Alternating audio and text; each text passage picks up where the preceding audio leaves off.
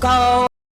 Why, hello there YouTube and welcome to this, what I think is going to be the first of a new series of James Bond. So, it's the year 2022 and almost 6 decades ago in October, you know, the first ever Bond film released in cinemas, Dr. No, starring the late Sean Connery as James Bond, and basically it was the start of a franchise which is still going strong to this very day, with 6 actors that have took on the role and, like I say, still going strong.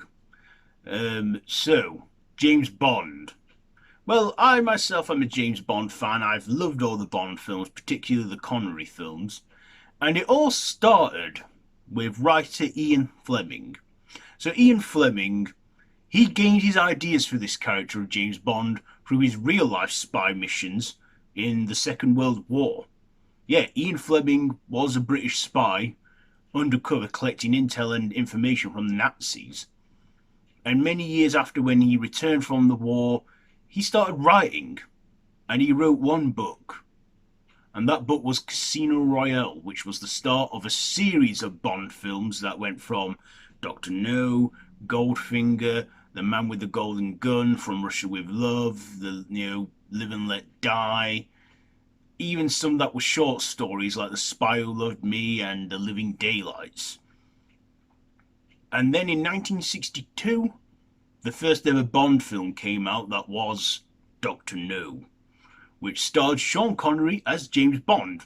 And did Ian like this adaptation of his book, by not doing Dr. No? No, he didn't. He actually hated this film. And I consider it one of the best ones from Sean Connery. So Sean Connery starred as Bond, where he was on a mission to find the infamous Dr. Julius Snow in Jamaica. And Dr. No had this whole nuclear plots, going on with him, with things. And the film was tropical, exotic. It was in Jamaica. So after that film came out, Connery returned again for the second installment, From Russia with Love. And again, I thought this was an okay one, but I thought not as good as Dr. No. And did Ian Fleming like this one? No, he did not.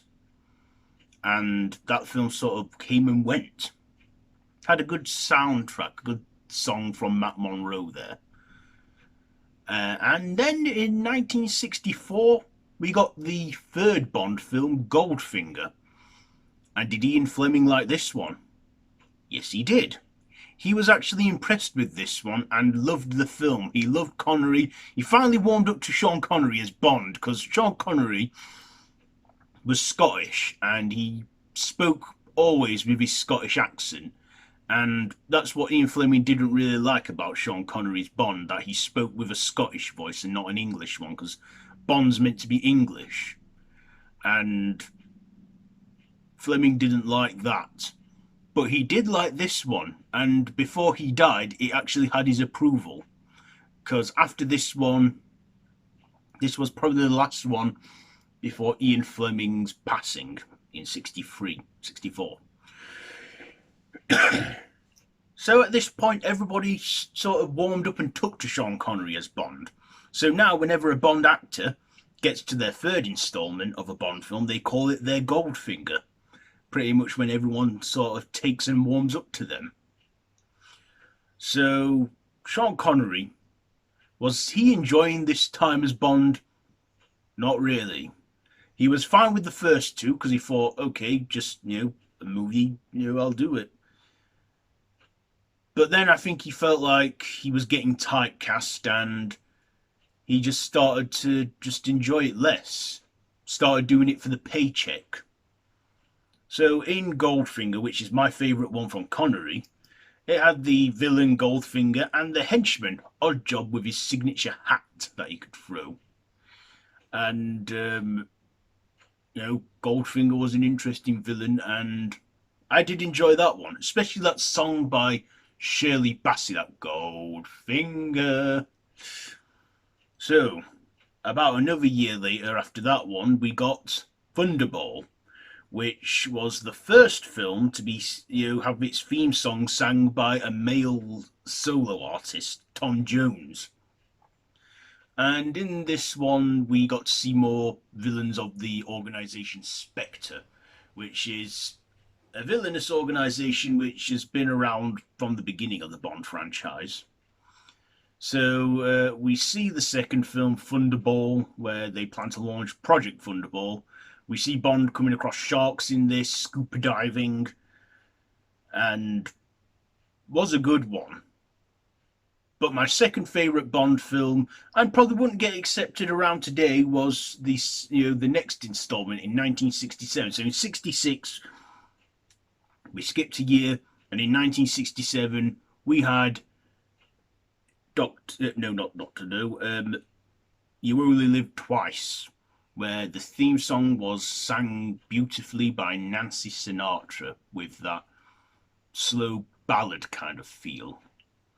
And in this one, we, excuse me, we finally see the villain Ernst Stavro Blofeld, played in this one by Donald Pleasance, who is a signature villain of the franchise with the bald head, the scar down his face, and the cat.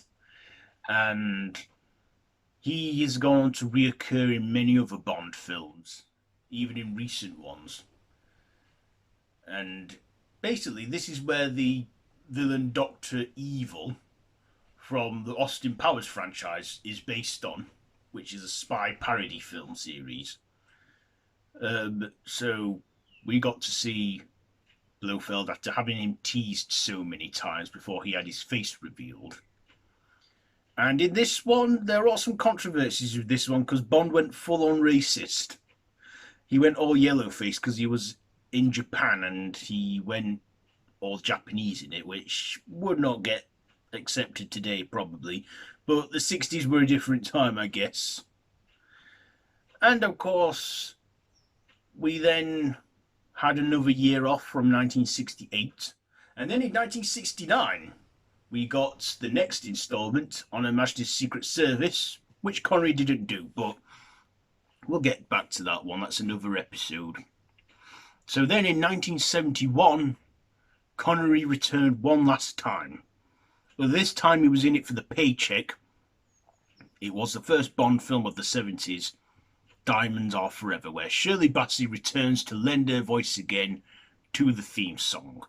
And we see the return of Blofeld. We see, this time not played by Pleasance. And we even see Connery.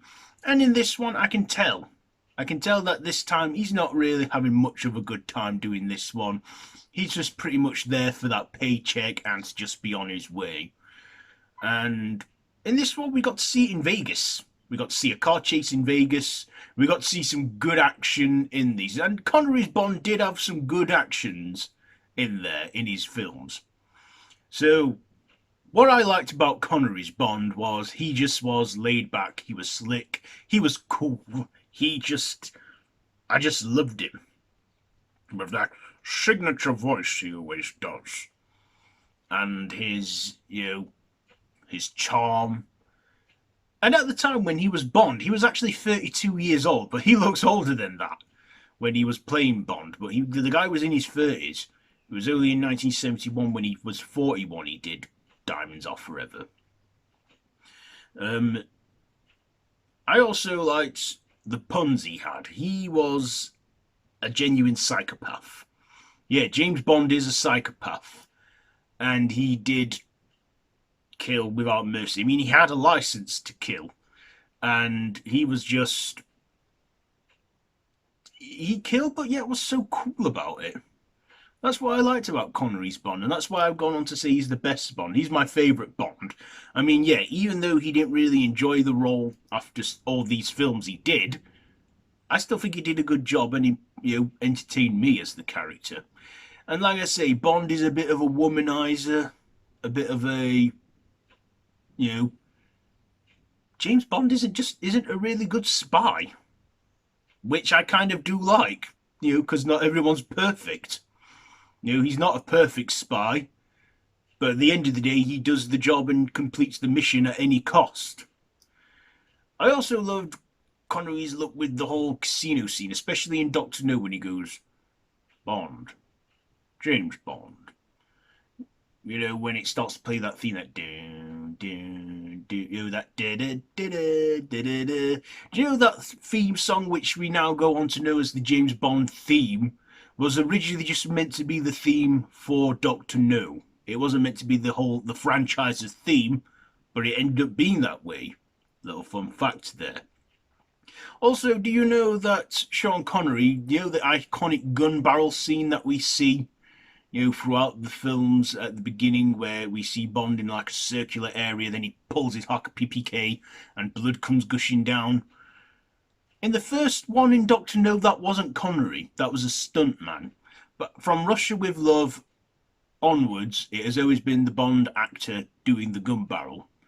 And Connery's Bond did that. And I bet you're wondering, he always wore a trilby hat. Do you want to know a little fact about that one? Well, it turns out that Sean Connery as Bond, he always wore a toupee because he had a receding hairline, so he wore a toupee to keep his full hair. And on the day he was doing that gun barrel scene, the toupee, he didn't have it on him and they couldn't get hold of it, so that's why he wears a hat throughout his gun barrel shoots. But of course, I can't forget the villains that his Bond had encountered, like Dr. No and Goldfinger and Blofeld. He just,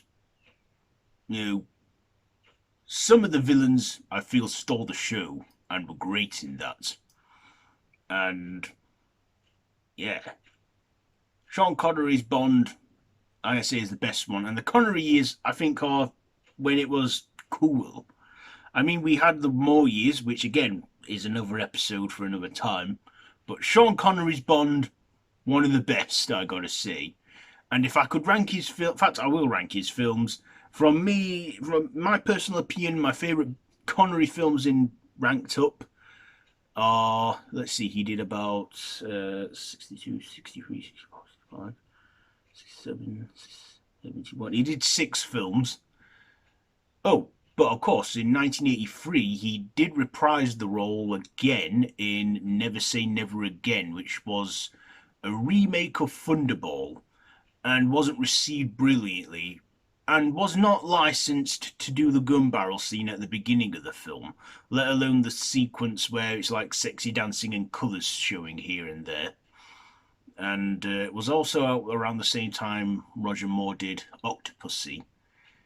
And I gotta admit, that wasn't a good one either. I think one of my most memorable parts of that is Rowan Atkinson's supporting role in it, who wasn't that well known at the time. Anyways, Connery's films, if I rank them, these are films that I'm considering canon. So at number 6, I would go Diamonds Are Forever, followed by Thunderball, then From Russia with Love, and then You Only Live Twice, Dr. No, and my top favourite is Goldfinger from Connery. So yes, Sean Connery, the Connery years, great era.